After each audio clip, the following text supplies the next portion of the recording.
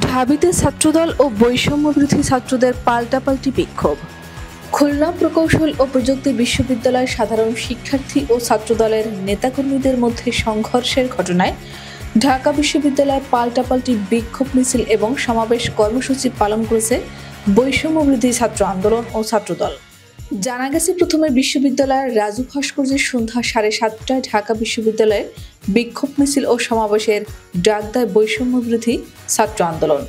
এর পরপরই বিক্ষোভ সমাবেশের ডাক দেয় বাংলাদেশ ছাত্রদলের ঢাকা বিশ্ববিদ্যালয় শাখার নেতাকর্মীরা। ফলে ওই সময়টাতে চাপা উত্তেজনা বিরাজ করে দুপক্ষের মধ্যে। মঙ্গলবার রাত 8:30টার দিকে বিশ্ববিদ্যালয়ের রাজু ভাস্কর্যের পাদদেশে অবস্থান নেয় বৈষম্যবিরোধী ছাত্ররা। তারা রাজু ভাস্কর্য থেকে মিছিল নিয়ে ভিসি চত্বর ঘুরে পুনরায় রাজু ভাস্কর্যে এসে বিক্ষোভ সমাবেশ করে। অপরদিকে টিএসসির সামনে অবস্থিত ডাচ চত্বরে বিক্ষোভ করে ঢাবি ছাত্রদলের নেতাকর্মীরা। এর আগে মঙ্গলবার দুপুরে কুয়েট ক্যাম্পাসে ছাত্র রাজনীতি বন্ধের দাবিকে কেন্দ্র করে সাধারণ শিক্ষার্থীদের মধ্যে দফায় দফায় সংঘর্ষের ঘটনা ঘটেছে। এই ঘটনায় অর্ধশত শিক্ষার্থী আহত হয়েছে। পরিস্থিতি নিয়ন্ত্রণে আনতে সেনাবাহিনী ও বিজিবি মোতায়েন করা হয়েছে। ঢাকা বিশ্ববিদ্যালয়ে বিক্ষোভ মিছিলের ডাক দিয়ে ছাত্রদল বলেন, কুয়েটে সাধারণ শিক্ষার্থী ও বৈষম্যবিরোধী ছাত্র আন্দোলনের ব্যানারকে অপব্যবহার করে ফরম বিতরণের অভিযোগ এনে ছাত্রদলের নেতাকর্মীদের ওপর গুপ্ত সংগঠন শিবির ও নিষিদ্ধ ঘোষিত সংগঠন ছাত্রলীগের কতিপয় সন্ত্রাসীর নৃশংস হামলার প্রতিবাদে তাদের এই কর্মসূচি।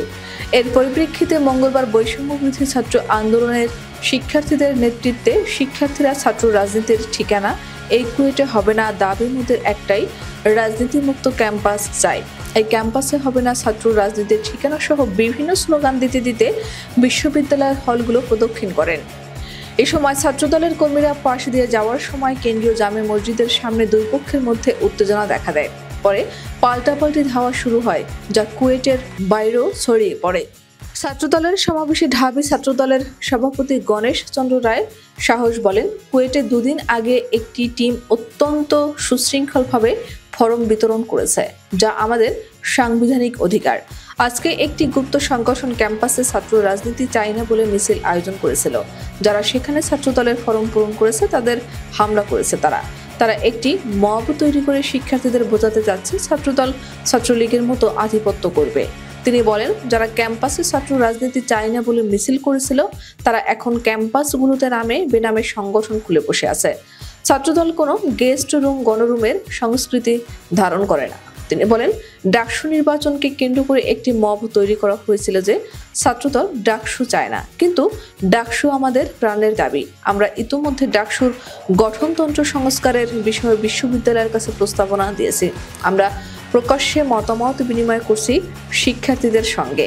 তিনি আরও বলেন, ঢাকা বিশ্ববিদ্যালয় বাংলাদেশের সর্বোচ্চ বিদ্যাপীঠ। 5 আগস্টের পর হয়তো কিছুদিন মব তৈরি করে তাদের আবেগকে নিয়ে খেলাধুলা করা গেছে, কিন্তু শিক্ষার্থীরা বুঝে গেছে মব তৈরি করে কোনো ধরনের গুপ্তভিত্তিক চর্চা ঢাকা বিশ্ববিদ্যালয়ে আর হবে না। গণেশ বলেন, গত 15 বছরে আমরা যত বেশি গুম খুনের শিকার হয়েছি তত বেশি কোনো একক সংগঠন শিকার হয়নি। আমরা 5 আগস্টের পর কোনো ক্রেডিট নেইনি। ছাত্রদল ক্রেডিট নেওয়ার রাজনীতি করে না। ছাত্রদলের ইতিবাচক রাজনীতিকে কোনো আলবদর বাহিনী, বয়ট বাহিনী, গুজব বাহিনী প্রশ্নবিদ্ধ করতে পারবে না। সাধারণ সম্পাদক নাহিদুজ্জামান শিপন বলেন, যে অধিকার আদায়ের জন্য ছাত্রদল গত 17 বছর ধরে এত ত্যাগ স্বীকার করেছে, সেই রাজনৈতিক অধিকার আদায়ের জন্য যখন ছাত্রদলের নেতাকর্মীরা কুয়েটে শিক্ষার্থীদের মধ্যে ছাত্রদলের ফরম বিতরণ করতে গেল, তখনই একটি কুচক্রী মহল গুপ্ত সংগঠন নামে বেনামে ছাত্রদলের বিরুদ্ধে ষড়যন্ত্র শুরু করলো। এই নৃশংস হামলার সঙ্গে জড়িত প্রত্যেককে বিচারের আওতায় আনতে হবে।